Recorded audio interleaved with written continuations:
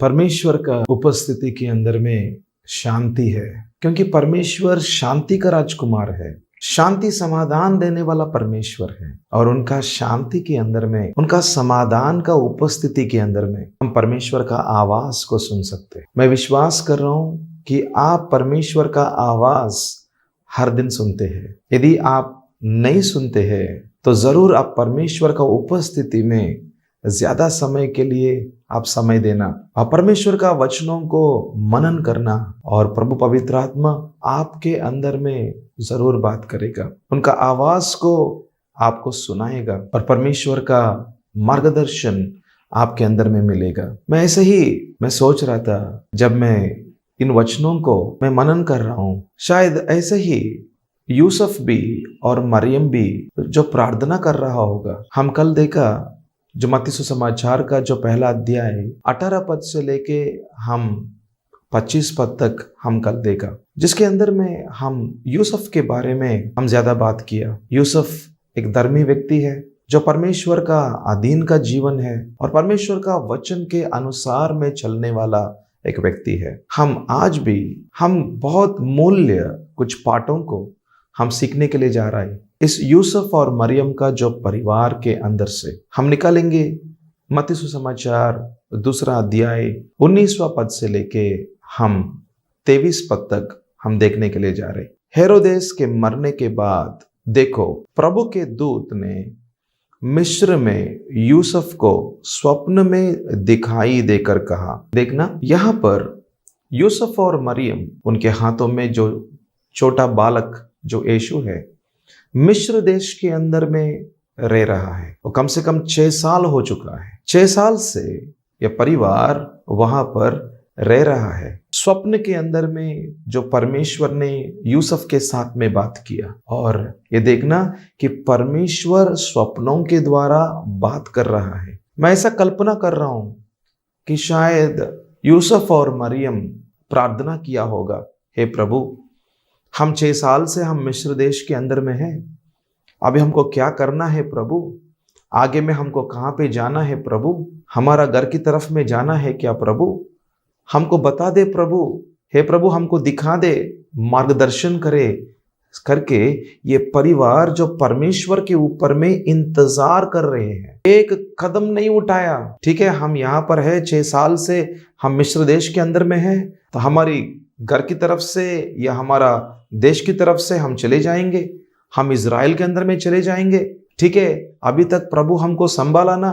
ठीक है, हम निकलेंगे, हमारा देश जो इज़राइल के अंदर में चले जाएंगे। नहीं, जब तक परमेश्वर बात नहीं करेगा तब तक हम यहां से एक कदम भी नहीं उठाएंगे।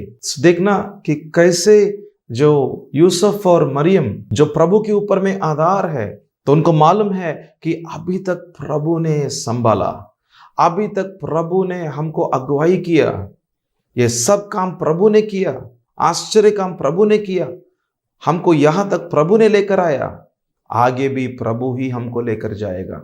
देखना, ये परिवार कैसे प्रभु के ऊपर में आधार है। इसका मतलब ये परिवार के ऊपर में जो प्रभु का प्रभुता है, इस परिवार के ऊपर में जो प्रभु का प्रभुत्व चल रहा है, कि जो इच्छा जो स्वर्ग में प्रभु के अंदर में है, वो ही इच्छा इस परिवार के अंदर में होगा। और ये परिवार भी ऐसे ही प्रभु के ऊपर में आधार है। और एक रात में ऐसा हुआ कि स्वप्न के अंदर में जो परमेश्वर ने यूसुफ के साथ में बात किया, उनको दर्शन दिखाया कि स्वप्नों के द्वारा जो परमेश्वर यूसुफ के साथ में बात किया। तो यहाँ पे हमको एक और विषय हमको सीखने के लिए मिल रहा है कि परमेश्वर बात करेगा। जो व्यक्ति जो परमेश्वर के ऊपर में आधार होकर, जो परिवार जो परमेश्वर के ऊपर में इंतजार करते हैं, उनके अंदर में परमेश्वर बात करेगा। उस परिवार के साथ में परमेश्वर बात करेगा। सो परमेश्वर कई रीति में बात करते हैं कि परमेश्वर वचनों के द्वारा बात करेगा, जो पवित्र आत्मा की तरफ से एक धीमी आवाज से हमारे अंदर से बात करेगा। और कई संदर्भ में कि परमेश्वर उनका दास लोगों को भेजेगा, उनका दास लोगों को भेज के हमसे बात करेगा। ऐसा कभी कभी स्वर्गदूतों को भेजेगा, और एक प्रत्येक संदेश हमारा पास में लेकर आएगा कि परमेश्वर जो परिस्थितियों हमारा चारों ओर में हो रहा था उसके अंदर से हमसे बात करेगा। कि देखना कि परमेश्वर का हृदय ऐसा है कि उनका बच्चों के साथ में परमेश्वर बात करना चाहते हैं, उनका बच्चों का जीवन को मार्गदर्शन करना चाहते हैं, सही समय में उनको आगे में लेकर जाना चाहते हैं। पर वो लोग जो परमेश्वर के ऊपर में आधार होना है, और वो लोग जो परमेश्वर के ऊपर में भरोसा रखना है, और जब तक परमेश्वर बात नहीं करेगा ना तब तक इंतजार करना है। जैसे कभी कभी परमेश्वर बोलते हैं कुछ भी काम मत करो, सिर्फ यहाँ पे रहो, बस हमको कुछ और काम करने का जरूरत नहीं है, हमारी अपने से हम ये करो वो करो नहीं, जो परमेश्वर बोला उसके अनुसार में करना।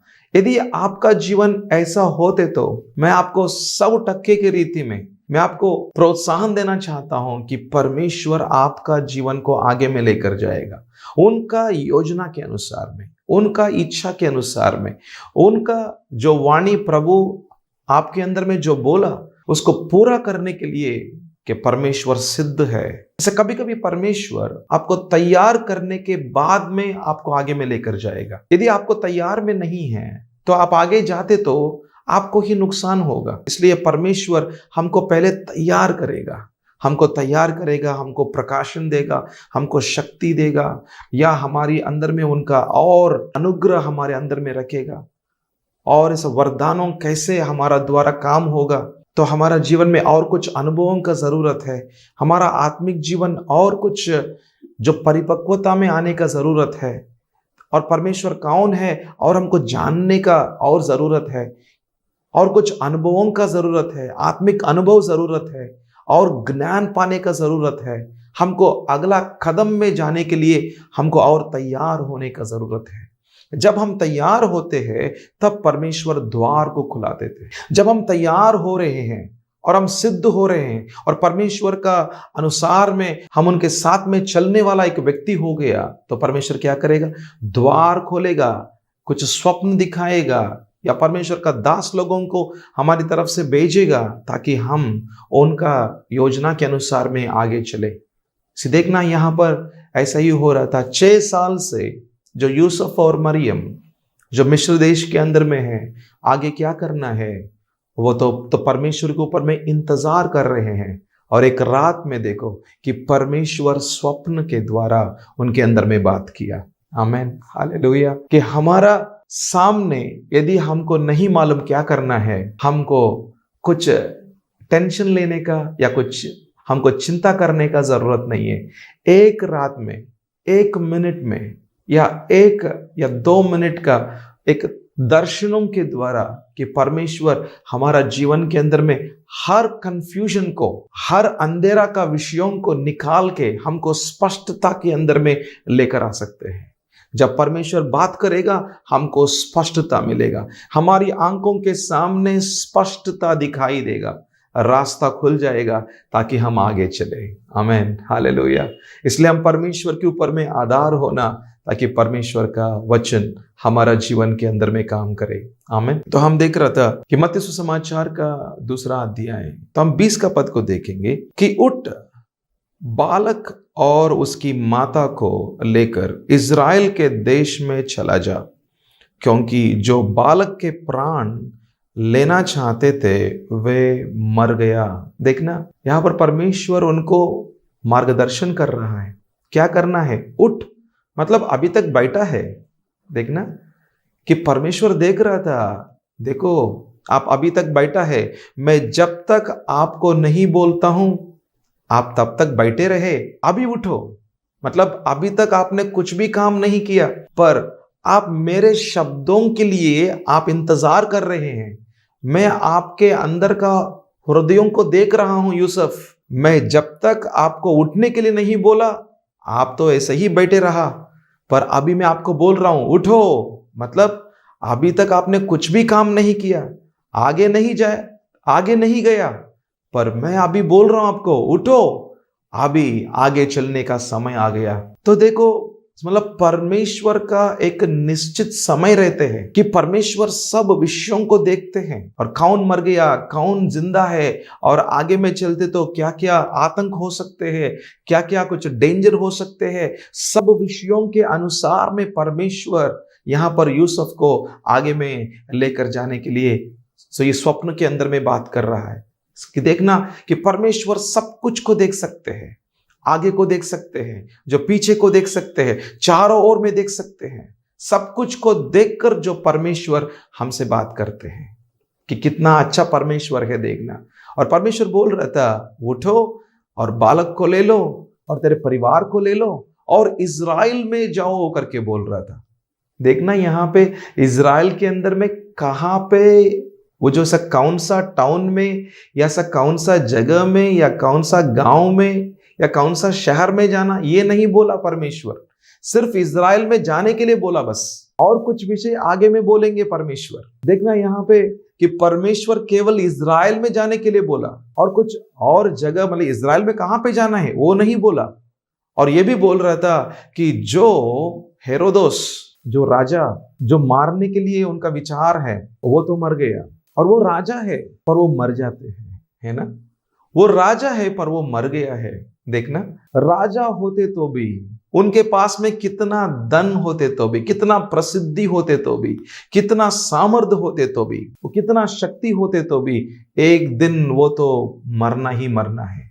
हर लोग मरना है, हर मनुष्य मरना है, क्योंकि जब पाप किया है वो पाप की वजह से आत्मिक मृत्यु आ गया और शारीरिक मृत्यु भी आ गया। पाप का जो पर्यवसान है वो तो मृत्यु है।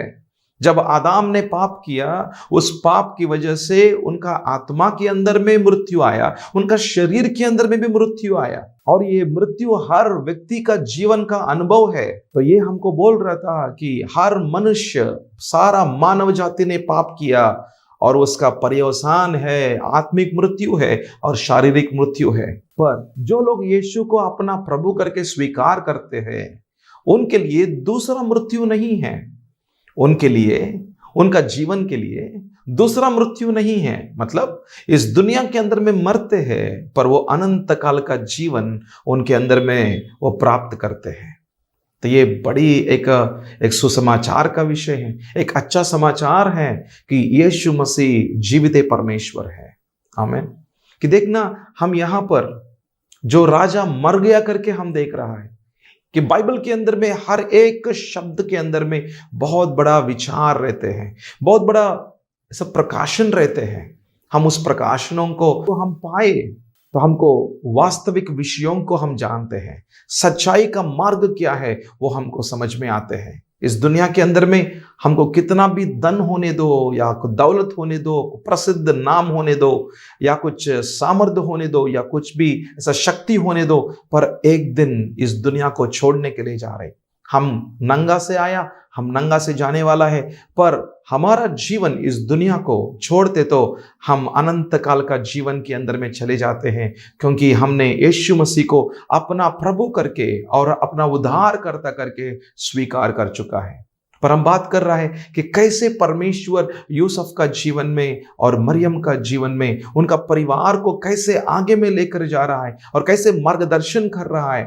कि देखो कि कैसे वो जो यूसुफ, वो तो ऐसा बैठा रहा, पर उनको प्रभु बोल रहा था, उठो, अभी समय आ गया, आगे निकलना है, आगे चलना है। तो हम देख रहे हैं कि मत्ती सुसमाचार का 2 अध्याय हम 21 पद को देख रहा है। वह उठा और बालक और उसकी माता को साथ लेकर इज़राइल के देश में आया। देखना, जब परमेश्वर ने बोला यूसुफ को उठो करके, तब वो उठा। मतलब देखना कि परमेश्वर का आवाज को सुनना है, कि परमेश्वर का वचन के अनुसार में चलना है। ये तो बार बार हम यूसुफ का जीवन में हम देख रहा है, क्योंकि यूसुफ का जीवन एक धर्मी जीवन है।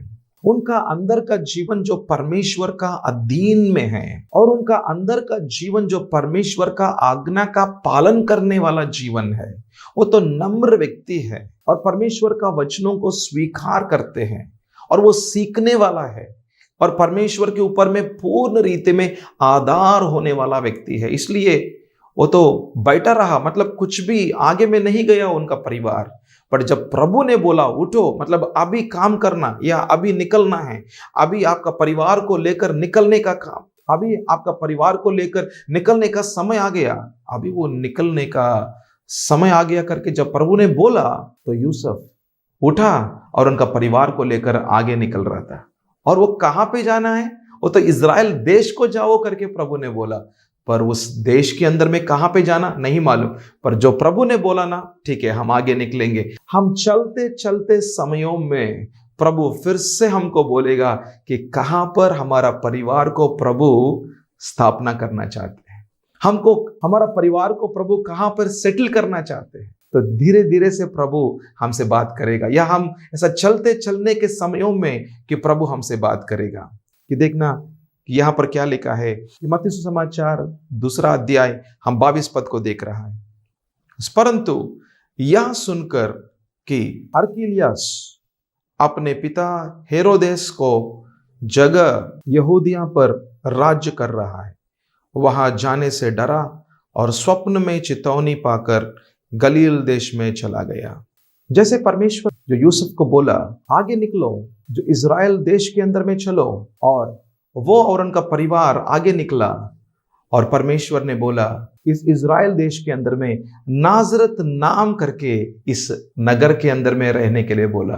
कि 23 पद में हम देख सकते हैं, और नासरत नाम नगर में जा बसा ताकि वह वचन पूरा हो जो भविष्यवक्ताओं के द्वारा कहा गया था कि वह नासरी कहलाएगा। देखना कि यहां पर परमेश्वर का वचन पूरा हुआ, जो भविष्यवक्ताओं ने, जो पुराना नियम में हम देखते हैं, जैसा भविष्यवक्ताओं ने जो जो भविष्यवाणी किया, जो यीशु के ऊपर में यहां पे रहेगा, नाजरत में रहेगा, यहां पर उनका बढ़ोतरी होगा, वो पूरा हुआ। जब यूसुफ और मरियम, उनका परिवार जो प्रभु के ऊपर में आधार है, और प्रभु जब तक नहीं बोला वो आगे नहीं निकला, पर जब प्रभु ने बोला तो वो उठा, आगे निकला और इज़राइल देश के अंदर में चला गया। फिर प्रभु ने और मार्गदर्शन किया और बात किया कि नाजरत करके उस गांव के अंदर में रहने के लिए जो प्रभु ने उनको मार्गदर्शन किया। सो ये तो प्रभु का वचन के अनुसार में यीशु का जीवन में उसको पूरा करने के लिए यूसुफ और मरियम को, उनका परिवार को प्रभु ने इस्तेमाल किया। ये सब कुछ देखने से हमको सीखने के लिए कुछ पाठ है कि हमारा जीवन यदि जो परमेश्वर के ऊपर में आधार होते हैं, कि हमारा जीवन में जरूर परमेश्वर बात करेगा। आइए हम प्रार्थना करेंगे। प्रभु यीशु मसीह, आपका वचन के लिए हम धन्यवाद करते हैं। आपका वचन के द्वारा एक परिवार जो यूसुफ और मरियम और उनका परिवार के द्वारा प्रभु जो हम कुछ पाठों को हम सीख रहे हैं, जो कोई आपके ऊपर में इंतजार करते हैं, और जब तक आपका बातें नहीं आएगा हम क्या करें प्रभु, हम नहीं उठ सकते हैं, हम आगे नहीं जा सकते हैं। और जो कोई आपके ऊपर में प्रभु विश्वास करते हैं, भरोसा करते हैं, उनको आप चलाते हैं पिता। हम सब लोगों को चलाओ, हमको प्रभु मार्गदर्शन करे। सारा आदर महिमा आपको देते हुए यीशु का नाम से मांगते हैं, आमीन।